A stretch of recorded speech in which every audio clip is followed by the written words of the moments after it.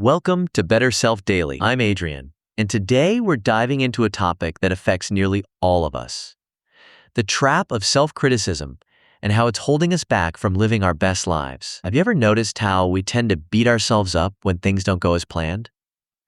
We think that criticizing ourselves will somehow motivate us to do better, to be better. But contrary to popular belief, bashing and being hard on yourself for not being where you want to be doesn't actually motivate you to change for the better. In fact, research shows that self-criticism only leads to a depressed mood, more stress, and less self-confidence. If self-criticism was truly effective, wouldn't we all be maximally successful, intelligent, kind, and everything else we hope to be by now? Let me share a story that illustrates this perfectly. Recently, I came across an account of a woman who had put tremendous effort into renovating her home. Instead of enjoying the beautiful space she'd created, she became fixated on every tiny flaw. Her inner critic grew so relentless that she eventually spiraled into depression, unable to see the genuine achievement in what she'd accomplished. This is the self-criticism trap in action.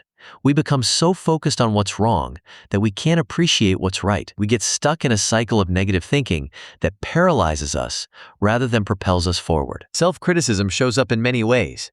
It looks like conditional self-worth, an endless pursuit of improvement, and treating yourself as if you're the enemy. It sounds like, "You really messed up," "You're no good," or "I always knew you were a failure." It feels like self-loathing, regret, and hopelessness. But there is an alternative: self-compassion. Some call it self-love or self-kindness. But essentially, it's that ability we all have inside to feel and understand our emotional experience without criticism, to offer understanding to our pain, inadequacies, and failures without judgment. Self-compassion looks like patience for your journey and respect for yourself. It sounds like, "I know that I am worthy of my own support and kindness," and "We are all imperfect, and so am I." It feels like unconditional love and support, like being looked at by someone who wants only the best for you. So how do we make this shift from self-criticism to self-compassion? First, we need to develop mindfulness, becoming aware of our thought patterns without getting caught up in them. Notice when your inner critic speaks up and observe the words it uses. Second, recognize our common humanity, understanding that everyone struggles and makes mistakes.